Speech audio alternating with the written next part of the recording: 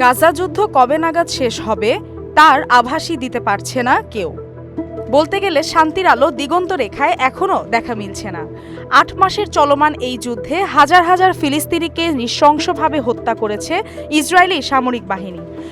ব্যাপক গণহত্যার অভিযোগের মুখে পড়েছে দখলদাররা।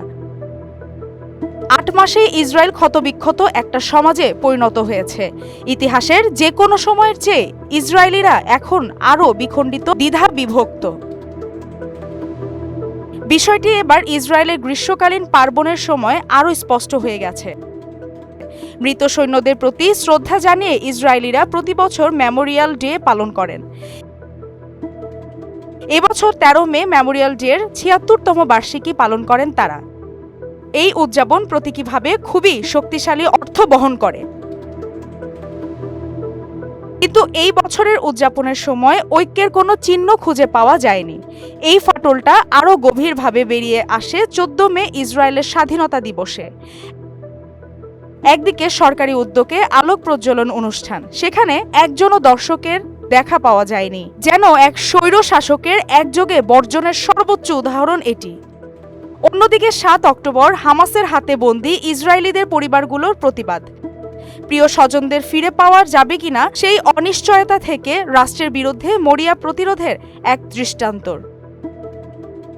স্বাধীনতা দিবসটি নিজেই ভিন্ন অর্থ নিয়ে হাজির হয়েছে।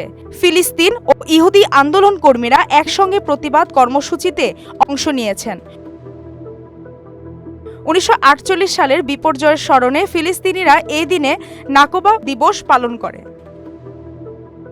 এবারে ছিল নাকবার ৭৬তম বার্ষিকী। এই উপলক্ষে আয়োজন করা হয় প্রত্যাবর্তন শোভাযাত্রার। ওয়ালটন ফ্রিজ কিনে অনেকের মতো আপনিও হয়ে যেতে পারেন মিলেনিয়াল। সেরা পণ্যের সেরা অফার। এতে অংশ নেন ফিলিস্তিনিদের পাশাপাশি ইহুদি আন্দোলন কর্মীরাও। এক প্রজন্ম পরে ফিলিস্তিনি ও ইসরায়েলি শিশুরা প্রাপ্তবয়স্ক হবে। নাগরিক অধিকারগুলো ভোগ করার মতো যথেষ্ট বড় হবে তারা। কিন্তু সেই নাগরিক অধিকার ক্রমেই সংকুচিত হয়ে যাচ্ছে ইসরায়েলে। জাতীয়তাবাদী চিন্তার সঙ্গেও বৈষম্য বাড়ছে ইসরায়েলে। ফ্যাসিবাদের পরিসর দিনকে দিন বাড়ছে। কিন্তু ৭ অক্টোবর থেকে যা কিছু ঘটে চলেছে তাতে এটাই প্রমাণিত হয় যে ইসরায়েলি ইহুদি হিসেবে দুর্বল হয়ে আসা নাগরিক মর্যাদা কতটা সংকটের মধ্যে পড়েছে।